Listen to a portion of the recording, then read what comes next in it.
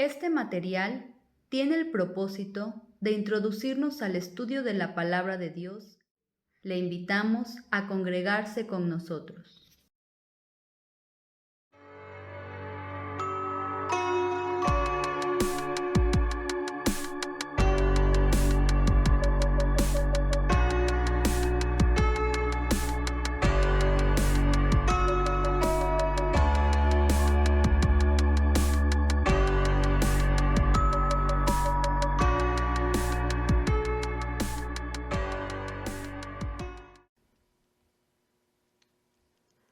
Hermanos, ¿qué tal? Es un gusto nuevamente poder saludarles, poder tener la oportunidad de dar un estudio más y pensando bastante en la carta de Tesalonicenses.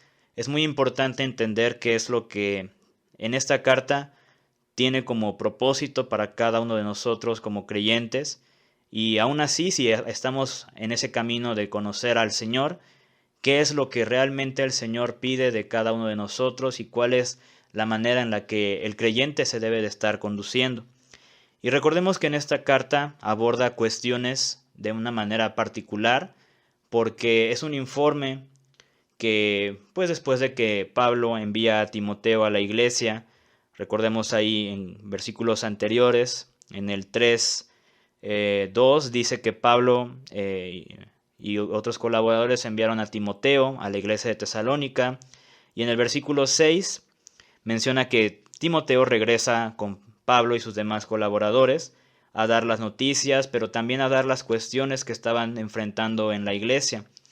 Y había mucha situación en cuanto a la fe, en cuanto a la firmeza, en cuanto a de qué manera los de Tesalónica estaban enfrentando esa lucha con lo que el paganismo, con lo que ideas del mundo, con lo que filosofías, buscaban de alguna manera derribar por obra de Satanás en cuanto a la fe en el Señor. Y una de las cuestiones que Pablo está abordando en este capítulo 4, 13 al 5:11, es la cuestión de la venida del Señor. Y bueno, la palabra técnica, si le podemos llamar así, es parusía. Es la palabra griega para mencionar la venida o la presencia, ¿sí? Y es interesante de qué forma se usaba en ese momento de la historia. Sucedía que cuando se decía en una ciudad que era gobernada por el Imperio Romano que iba a llegar un rey o que iba a llegar un emperador, toda la ciudad de alguna manera se preparaba para la venida o la llegada de aquel rey o de aquel emperador y hacía algo que al llegar la persona le fuera de agrado. De igual manera, de una manera un poco más literal, era cuando una persona simplemente llegaba a la casa o una persona de un viaje arribaba a un destino. Y es bien curioso cómo esa palabra, de algún modo, tenía ese sentido de qué manera había que estar preparados, de qué manera había que tener algo para recibir a la persona que iba a llegar. Y en ese sentido, Pablo está usando también esta palabra parusía o venida de Cristo. Y es también un punto bien interesante porque los de Tesalónica, a pesar de que conocían que iba a llegar un día en el que el Señor iba a regresar, había una falta de comprensión de lo que era lo que de manera técnica se llama escatología. Escatología simplemente es la doctrina, una enseñanza, ¿sí? La enseñanza de las últimas cosas que iban a suceder. Y el punto preocupante que Pablo tenía con los de Tesalónica era que su mirada, era que su fe, era que las acciones que ellos hacían se estaban completamente desviando por cuestiones, en este caso de sus seres queridos, y tenían mucha esta duda de, bueno, si el Señor va a venir y mi mamá, mi papá, mi hijo, un ser querido que yo tengo ya falleció, o sea, ¿qué va a pasar? ¿Se va a perder la venida del Señor? Y entonces los de Tesalónica estaban muy tristes respecto a estas situaciones. Y es importante ahí, me gustaría remarcar en cómo cuando no hay una sólida comprensión de un tema doctrinal, puede llevarnos a nosotros a desviarnos a otras cuestiones, a hacer preguntas que aunque son válidas, aunque son entendibles, Son preguntas que si vamos creciendo en el Señor, deberíamos de comprenderlas y tenerlas firmes, y eso debería ser nuestra ancla, nuestro soporte para mantener nuestra fe continua y con la vista en el Señor y no apartarla de otras cosas. En diferentes partes de la Biblia menciona que es importantísimo que tengamos un fundamento bien firme en estas cuestiones. Por ejemplo, Oseas 4:6 menciona: mi pueblo fue destruido porque le faltó conocimiento.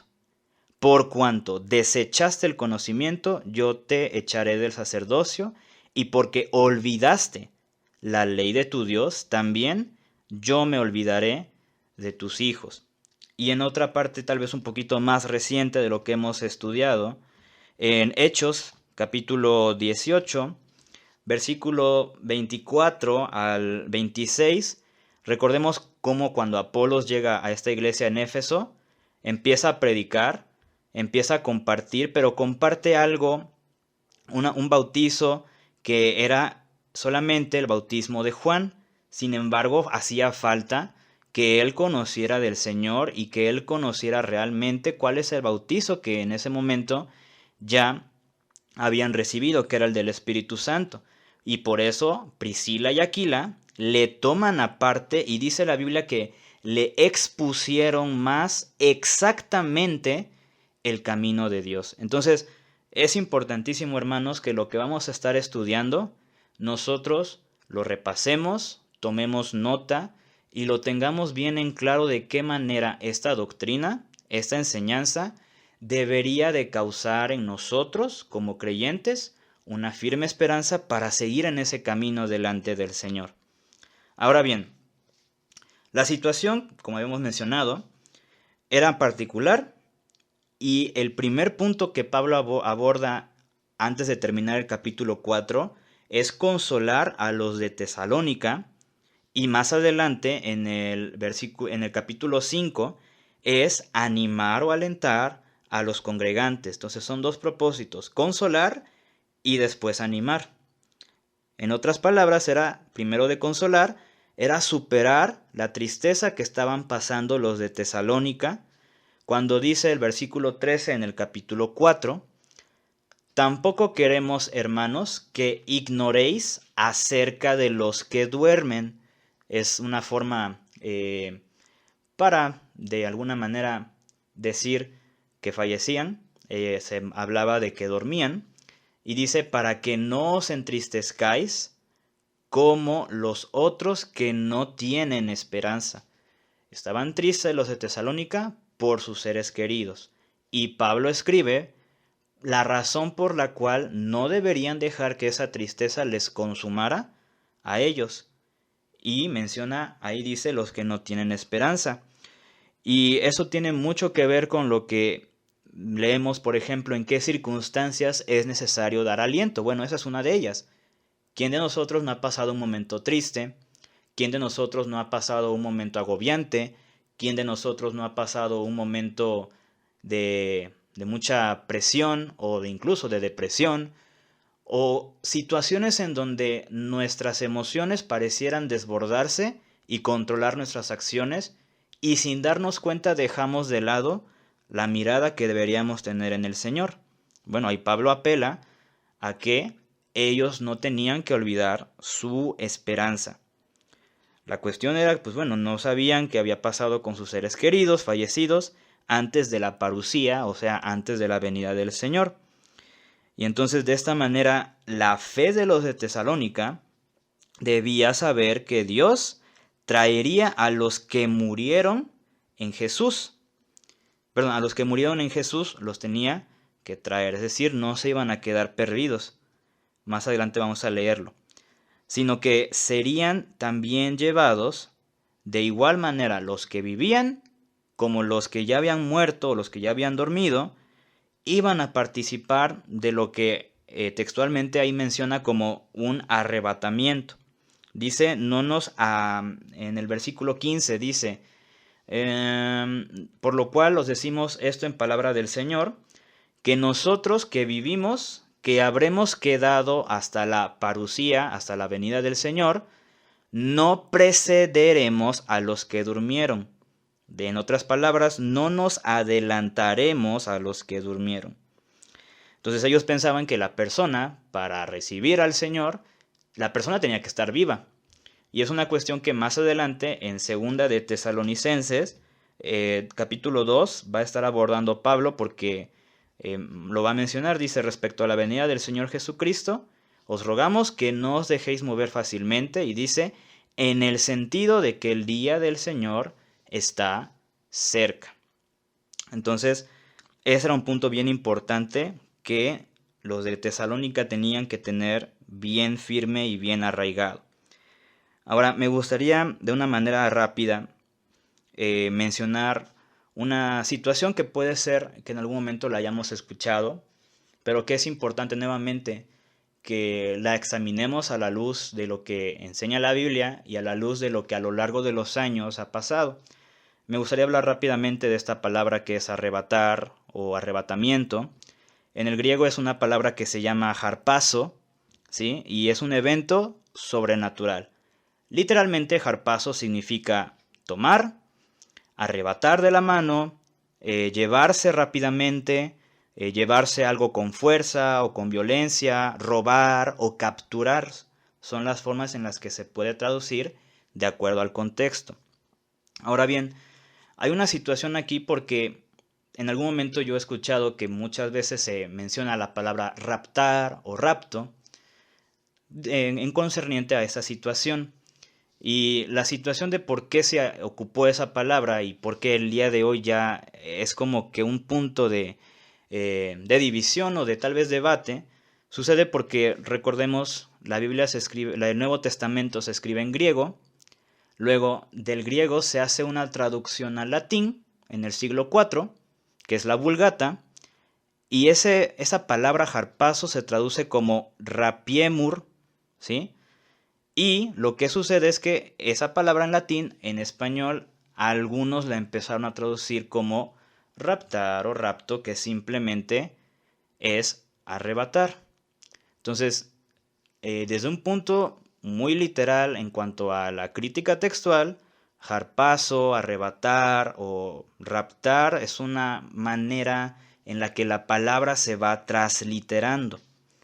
Y el significado aquí que menciona de arrebatar simplemente es ser llevado de un lugar a otro. Por ejemplo, Felipe, después de que habló con el eunuco, dice que el espíritu le arrebató, ¿sí? Simplemente lo llevó de un lugar a otro, ¿sí? No necesariamente tiene que ser arrebatar, no significa simplemente pues irse ya a la presencia del Señor, sino tiene muchas acepciones.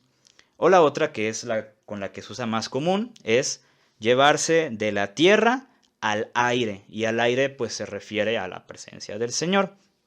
De cualquier forma en cómo sea la postura, nunca hay que perder el propósito o la razón. Sea que usemos arrebatar, o sea que usemos rapto, o sea que usemos harpazo, es importante decir o entender cuál es el propósito, cuál es el fin de eso que se quiere enseñar. Y el fin de ello simplemente es estar con Cristo, y esa es nuestra principal esperanza. Me gustaría leerles Filipenses 1:23, tal vez algunos ya se lo sepan de memoria, que dice de la siguiente manera. Dice: porque de ambas cosas estoy puesto en estrecho, teniendo deseo de partir y estar con Cristo, lo cual es muchísimo mejor. De una manera muy sencilla, ¿qué es mejor? ¿Quedarnos aquí o ir a la presencia de Cristo? Y muchos diríamos, no, bueno, pues estar con Cristo. Exactamente, esa es nuestra esperanza. Eso debe ser algo que debe definir al creyente. Su deseo, su anhelo de estar con Cristo, de estar con el Señor.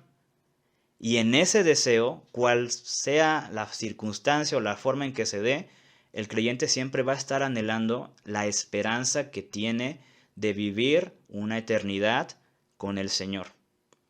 Entonces, ese es el punto que Pablo quiere que en la fe de los de Tesalónica se cimiente demasiado, se cimente de una manera tan firme.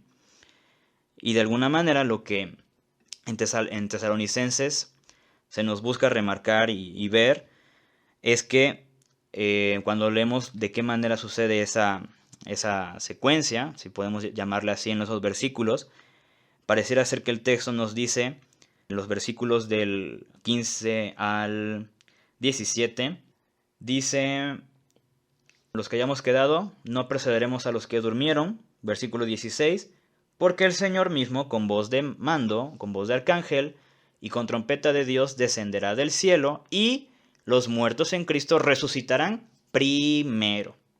Luego nosotros, los que vivimos, los que hayamos quedado, seremos arrebatados juntamente con ellos en las nubes para recibir al Señor en el aire, y así estaremos siempre con el Señor.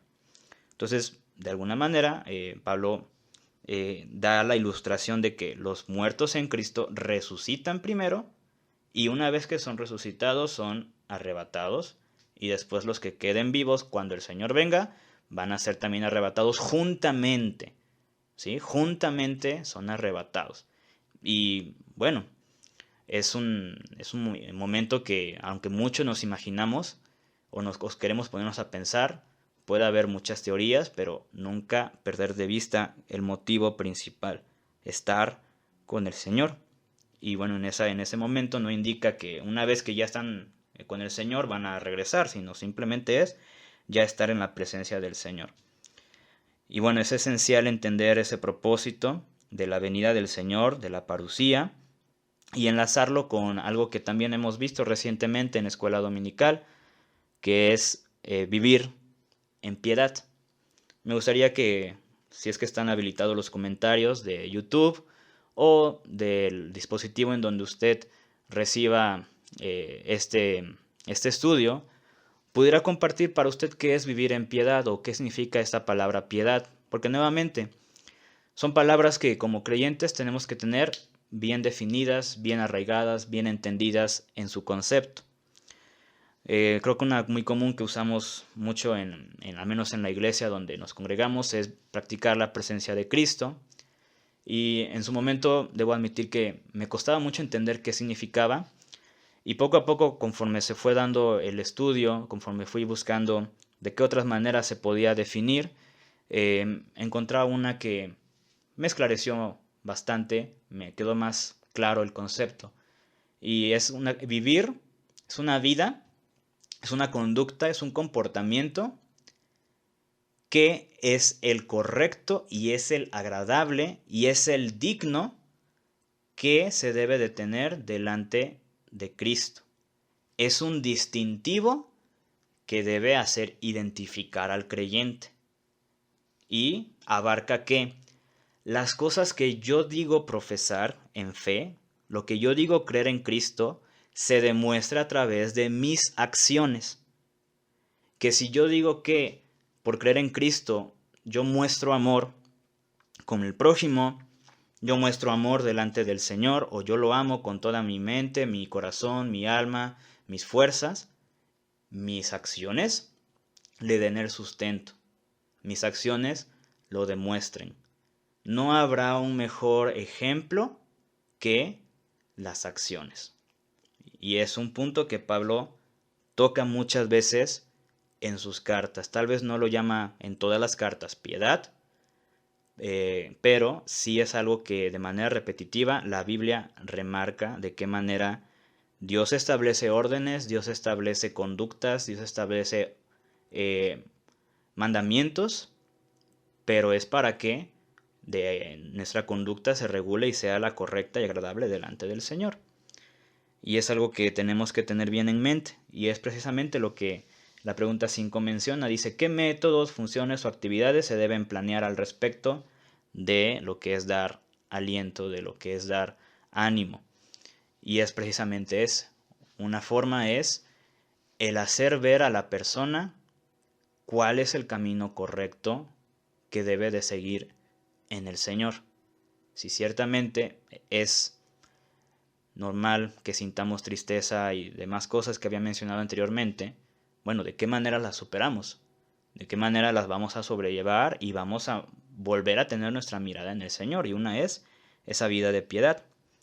Y recordemos, hermanos, que lo que Pablo está mencionando aquí acerca de la venida del Señor es algo que tiene su base en lo que Jesús enseñó. Recuerden que toda enseñanza que vemos en la Biblia, en el Nuevo Testamento, es algo que primero enseña el Señor Jesús y que tiene su respaldo en el Antiguo Testamento. De hecho, todas estas expresiones, hermanos, que leemos en los versículos 15, 16 y 17, todas esas ilustraciones son tomadas del Antiguo Testamento.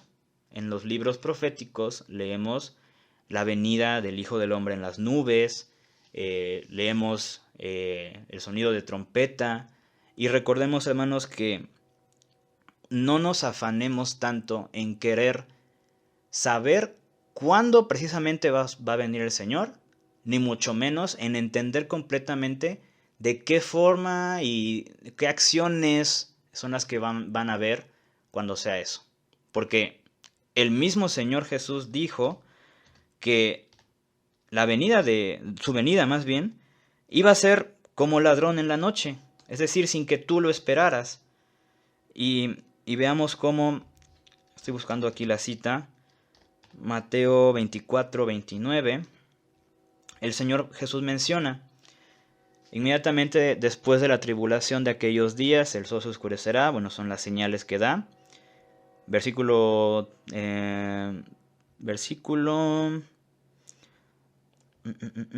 33. Dice: así también vosotros, cuando veis todas estas cosas, conoced que está cerca. Y versículo 40 dice: entonces estarán dos en el campo, el uno será tomado y el otro será dejado. Y menciona, perdón, me equivoqué, hermanos, es Marcos. Estoy leyendo Mateo, es Marcos. Marcos 13, 34. Sí, menciona: es como el hombre que yéndose lejos dejó su casa y dio autoridad a sus siervos, y a cada uno su obra, y al portero mandó que velase, y dice: velad pues, porque no sabéis cuándo vendrá el Señor de la casa, si al anochecer, o a la medianoche, o al canto del gallo, o a la mañana, para que cuando venga de repente no os halle durmiendo. Y lo que a vosotros digo, a todos lo digo, velad. Entonces, una enseñanza que el Señor Jesús menciona y que Pablo nuevamente la comparte y la sostiene.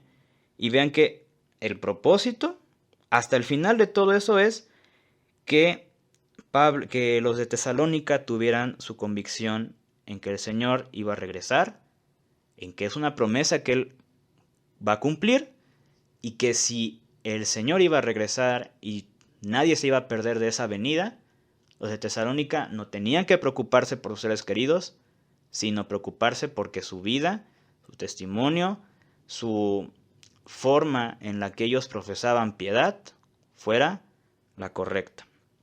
Y hay que tener también pues cuidado que al momento de leer este tipo de situaciones no lo hagamos de manera literal, porque pues bueno, Pablo no quiere o no tenía la intención de describir exactamente qué iba a pasar, ¿no? Simplemente Pablo quería dar el fundamento de por qué ellos no tenían que estar tristes, no tenían que estar pues sin hacer nada. Entonces la intención es superar la tristeza con la fe, con la seguridad y esperanza fundada en la palabra.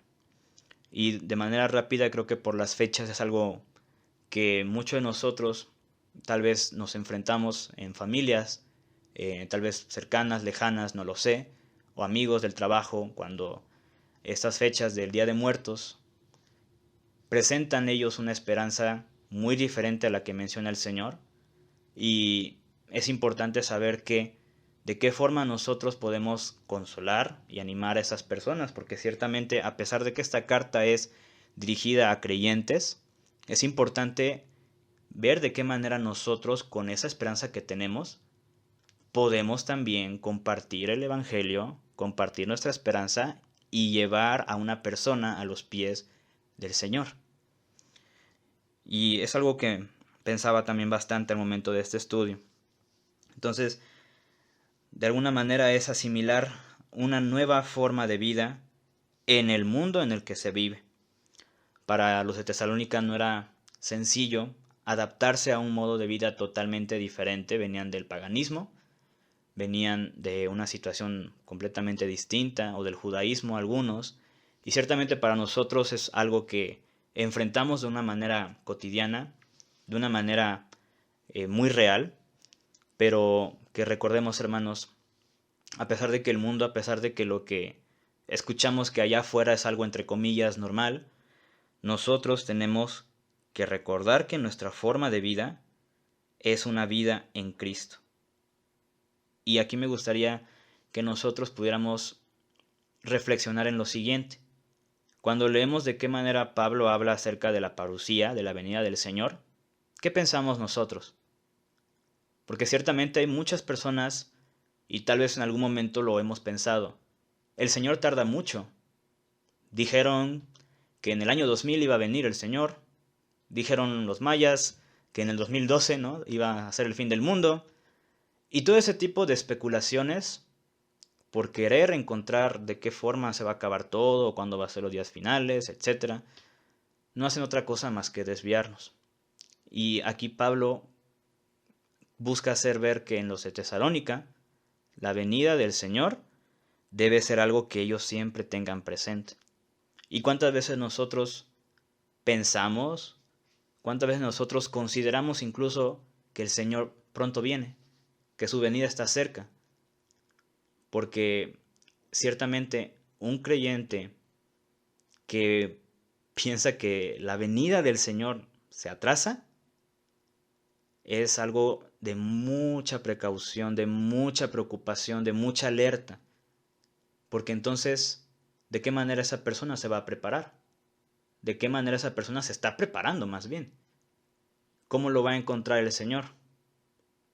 Y es importante, hermanos, que sea el ministerio que tengamos, sea el trabajo que hagamos, sea las acciones que manifestemos, tengamos siempre en mente: la venida del Señor está cerca, o el Señor pronto viene, y cómo voy a dejar que el Señor me encuentre.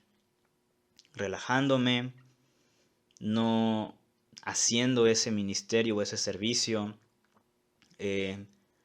tal vez quejándome, ¿no? Tal vez angustiándome, hundiéndome en emociones, en deudas, en muchas otras cosas. Y vean que Pablo quiere esclarecer eso, que no haya nada que los aparte, sino que simplemente recuerden, el Señor está cerca. Y ante esa venida, ¿qué reacción tenemos? Y con esto, pues se pasa ya a la última parte del capítulo, a la última parte de la porción que nos toca en esta lección, que es el capítulo 5. Y en este capítulo 5, pues recordemos que ya no es consolar, sino ahora ya es animar, ya es alentar. Y precisamente es lo que en el apartado de lección, en la pregunta 8, nos menciona que ¿para qué murió nuestro Señor Jesucristo? Y aquí justamente en esto Pablo va a dar esa respuesta, pero antes la va a desarrollar. Y pasa a una parénesis, es decir, a una exhortación de a estar preparados. Y vean cómo aquí, bien interesante, el 5.1 dice: pero acerca de los tiempos y de las ocasiones, Pablo menciona a los de Tesalónica: no tenéis necesidad, hermanos, de que yo os escriba. Y ese no tenéis necesidad de que yo os escriba es justamente lo que dice el 2, porque vosotros sabéis perfectamente que el día del Señor vendrá así como ladrón en la noche. Así como los de Tesalónica y así como nosotros sabemos perfectamente que la venida del Señor va a suceder. Y aquí es importante tener eso bien en claro. Que no nos interese ver cuándo, cómo, de qué manera va a suceder. Eso no es lo que el Señor estableció. Dio sí las señales, pero era para que nosotros estuviéramos preparados. No dio el momento exacto y no hay manera de saberlo. Solamente nuestro Padre que está en los cielos conoce ese momento. Ahora, ¿qué sí tenemos que tener bien presente de la venida del Señor? Es que va a suceder. Sí o sí va a pasar. Es decir, es inminente, no se puede evitar.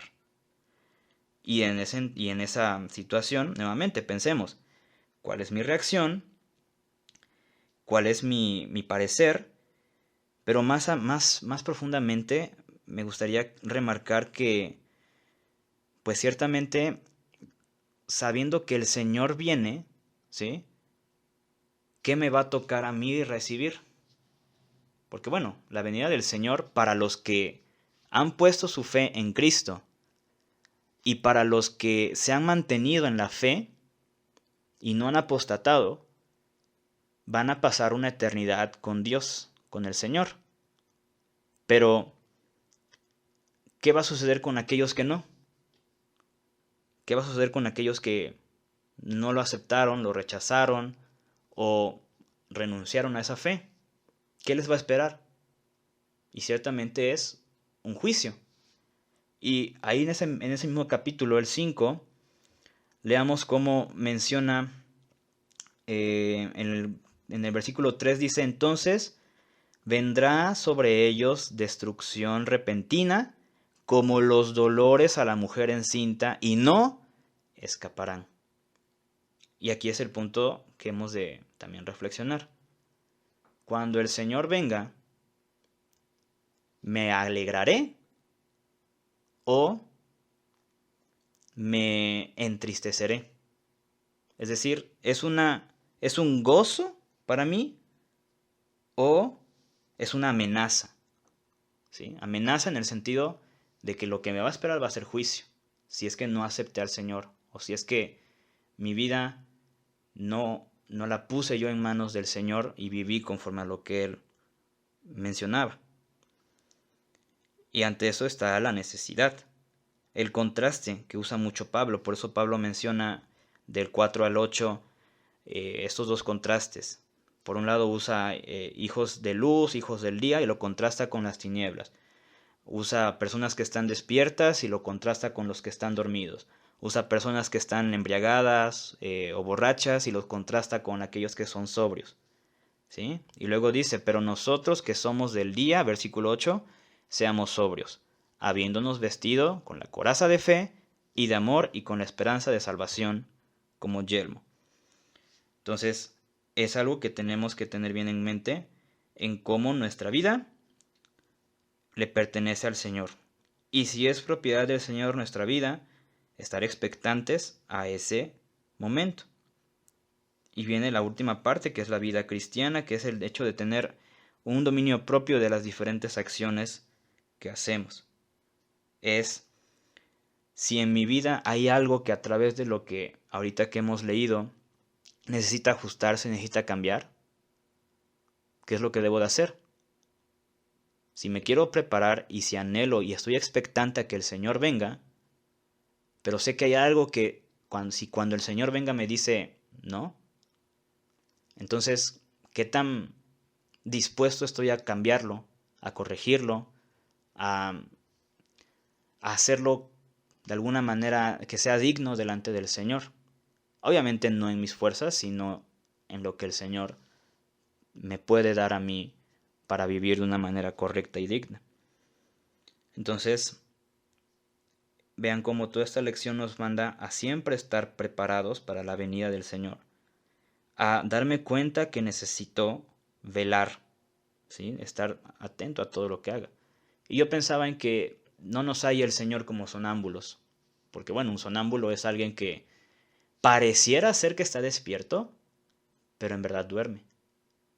Así que qué duro sería eso ver en un creyente, ¿no?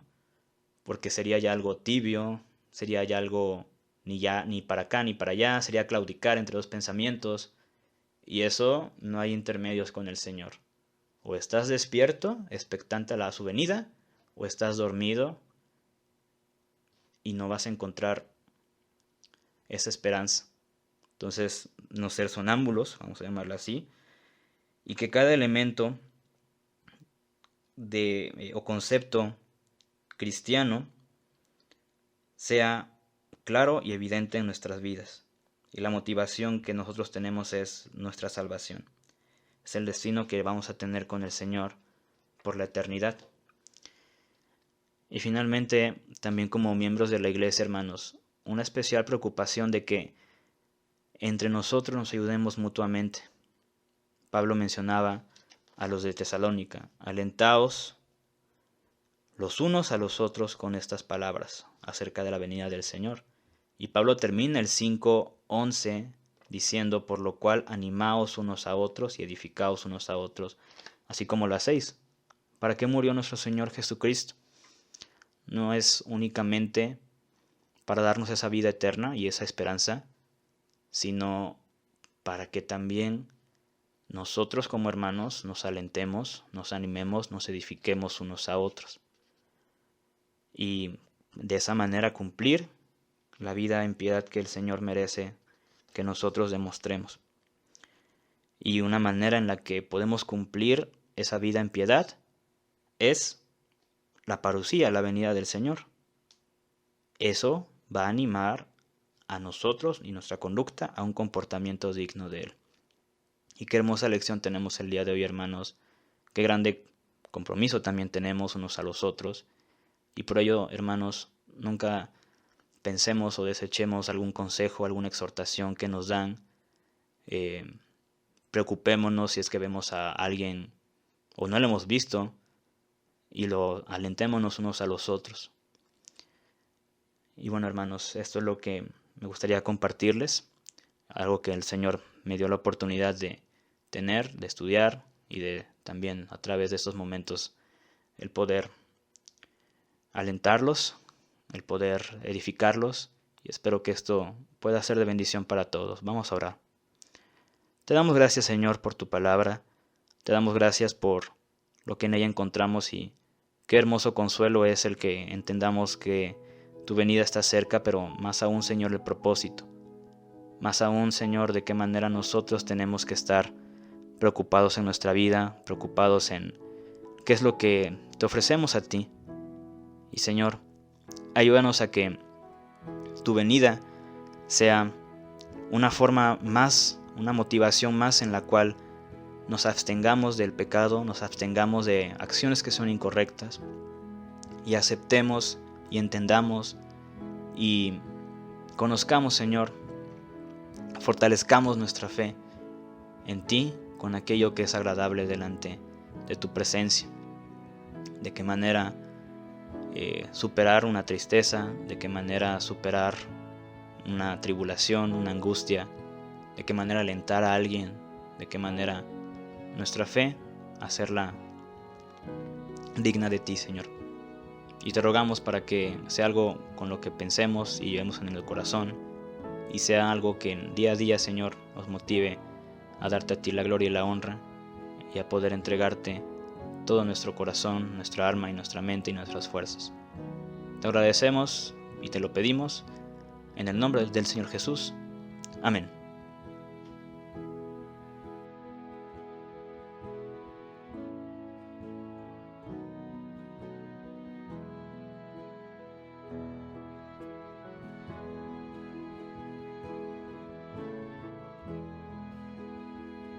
Le invitamos a asistir a nuestras reuniones.